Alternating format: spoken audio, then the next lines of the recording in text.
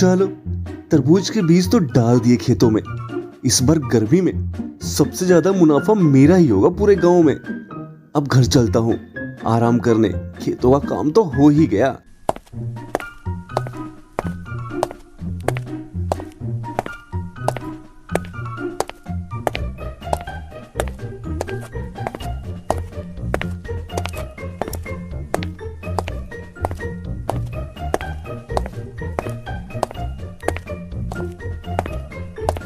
अरे रामू, इस बार खेत में बीज नहीं डालना है क्या? आजकल लग रहा है तू खेतों में नहीं जा रहा है। चंपक, खेतों में बीज तो मैं पहले ही डाल आया हूँ मकई के। गर्मियों में मकई के भुट्टे बहुत बिकने वाले हैं। इस बार मेरे तो चांदी चांदी हो जाएगी। ये बता तूने क्या बोया है इस बार खेतों में अपने? बस यार, इस बार तरबूज के बीज बोए हैं। सोचा गर्मी आ गई है, लोग तरबूज ज्यादा खाएंगे, बस इसलिए तरबूज बो दिए हैं मैंने। अब देखते हैं कि तेरे मकई के भुट्टे ज्यादा बिकते हैं या मेरे तरबूज। ये तो गड़बड़ हो सकती है।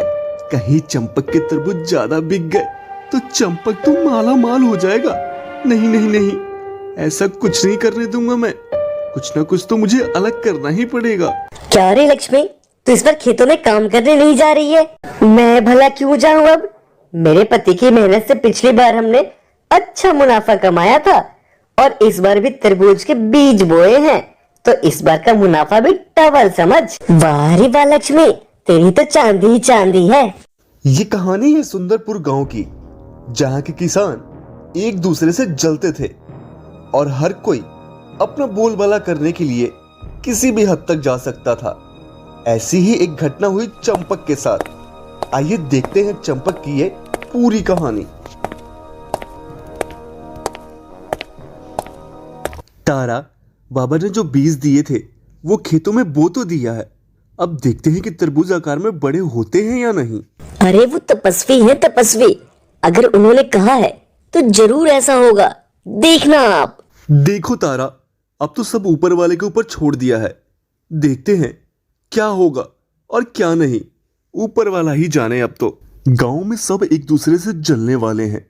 हर साल किसी न किसी की फसल कोई ना कोई खराब कर ही देता है। देखते हैं इस बार किस पर मुसीबत आती है। हाँ हरिया, पता नहीं गांव के हालात कब सुधरेंगे।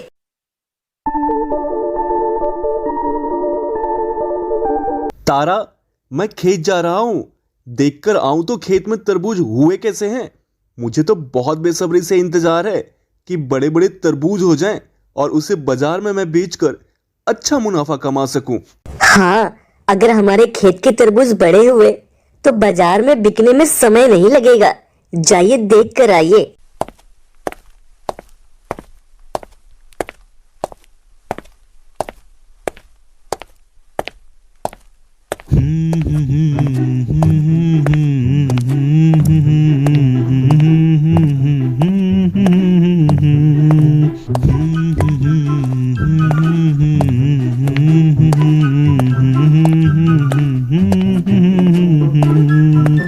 अरे वाह, क्या बात है।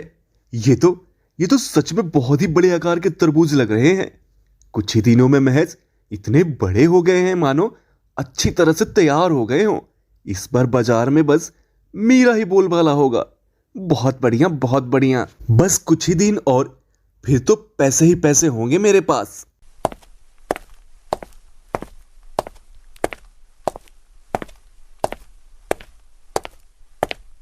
चंपक भैया, मैं तो खेतों की तरफ गया था। तुम्हारे खेतों में तरबूज तो बहुत अच्छे हो गए हैं। इस बार तो तुम्हारे पास पैसे ही पैसे होंगे लग रहा है। ये तो सब ऊपर वाले की कृपा है टुन्नू। मैं भी अभी देख कर ही आ रहा हूं अपने खेत। अब मैं घर जा रहा हूं आराम करने, तुझसे बाद में मिलता हूं। ये बात तो रामू को बतानी पड़ेगी। हाँ,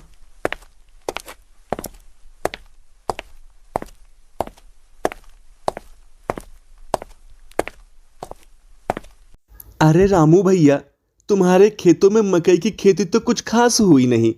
उधर चंपक के खेत देखो, कितने अच्छे तरबूज लग रहे हैं। इस बार भी लगता है चंपक तुमसे आगे निकल जाएगा खेती में। तेरे मुंह से जब देखो बुरा ही निकलता है। खुद तो पड़े पड़े बीवी के टुकड़ों पर पल रहा है, काम धाम तो है नहीं। बस टपर टपर करना होता है। चल निकल यहाँ से। मैं तो निकल जाऊंगा भैया, पर ध्यान रखना इस बार चंपक आगे निकल जाएगा।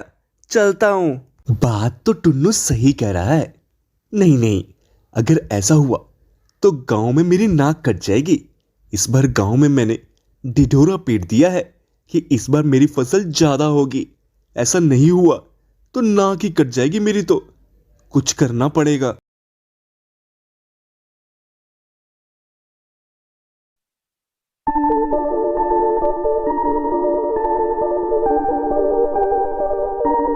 अरे काका, कैसे हो तुम? और क्या बोया है इस बार खेतों में? बस बेटा, हर बार की तरह गेहूं ही बोए हैं मैंने तो।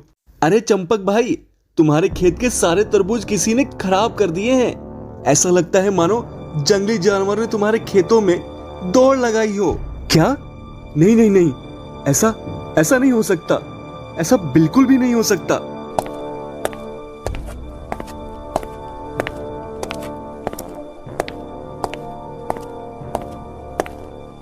अरे नहीं, ये सब कैसे हो गया? सारे तरबूज खराब हो गए। अब मैं क्या करूंगा? मेरी तो नाक ही कट जाएगी पूरे गांव में। बाबा, हाँ, बाबा के पास जाता हूं, शायद कोई समाधान मिल जाए।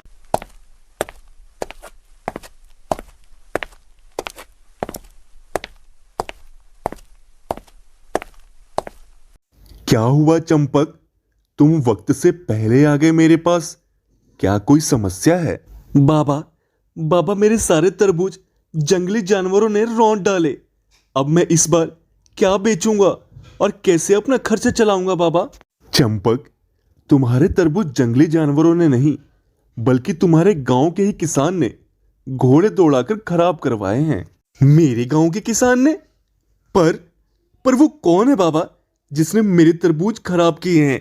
चंपक, वो कोई और नहीं बल्कि वो किसान है जो तुमसे पूरे गांव में सबसे ज्यादा जलता है। पर चिंता की कोई बात नहीं है, तुम्हारे सारे तरबूज कल तक फिर ठीक हो जाएंगे। और हां, जिसने भी ये किया है, कल उसी के खेत की फसल खराब हो जाएगी। तुम अब बिल्कुल निश्चिंत होकर जाओ। क्या सच में कल तक मेरे खेत के सारे तरबूज ठीक हो जाएंगे बाबा? जैसा आप कह रहे हैं, भगवान करे बिल्कुल वैसा ही हो। अब मैं चलता हूं। बाबा ने कहा है कल तक सारे तरबूज ठीक हो जाएंगे। अगर ऐसा हो गया तो कल ही सारे तरबूज लाला को बेच दूंगा, मुनाफा ही मुनाफा हो जाएगा।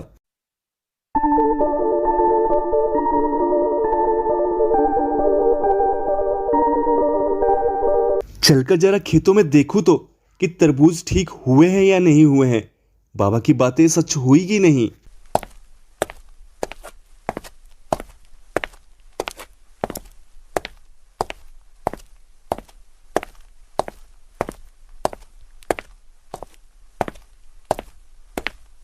वाह, बाबा की बात तो एकदम सच निकली। आपकी जय हो बाबा। मैं कल ही सारे तरबूज लाला से बात करके बेच देता हूँ, मजा आ जाएगा। हे भगवान, मेरे खेत की सारी फसल खराब हो गई। अब मैं अपना इस साल का गुजारा कैसे करूंगा? अरे रामू, क्या हुआ? तू दुखी क्यों है इतना? चंपक, रामू के खेत की सारी फसल तबाह हो गई। रातों रात सब तहस नहस हो गया है, इसीलिए दुखी है। और हां, जिसने भी ये किया है, कल उसी के खेत की फसल खराब हो जाएगी। तुम अब बिल्कुल निश्चिंत होकर जाओ। ये तो होना ही था। सच सच बोल रामू, तूने ही मेरे खेत के तरबूज खराब करने की कोशिश की थी ना? ना चंपक, कैसी बात कर रहा है मेरे भाई? देख रामू, सच सच बताएगा तो तेरे खेत की फसल ठीक हो सकती है। ये सब उस चमत्कारी बाबा की माया है। उन्होंने मुझसे कहा था, जिसने भी मेरे खेत की फसल बर्बाद की है, उसके खेत का फसल ही खराब हो जाएगा। और देख, पूरे गांव में बस तेरा ही फसल खराब हुआ है, तो सच सच बोल दे। हाँ चंपक, मैंने ही तेरे खेत में घोड़े दौड़ाए थे। मैं नहीं चाहता था कि मुझसे कोई आगे जाए, पर अब सब खत्म हो गया, सब बर्बाद हो गया। ये बात याद रखना रामू, जैसे के साथ हमेशा तैसा ही होता है। इसीलिए कहते हैं, दूसरों का भला करो तो अपना भला होगा, कर भला तो हो भला। इसके बाद चंपक ने अपने खेत के जो सबसे बड़े तरबूज हुए थे लाला को बहुत ही अच्छे मुनाफे में बेच दिया। और रामू के सच बोलने की वजह से रामू के खेत की फसल भी ठीक हो गई। दूसरों का भला करो, अपना भी भला होगा।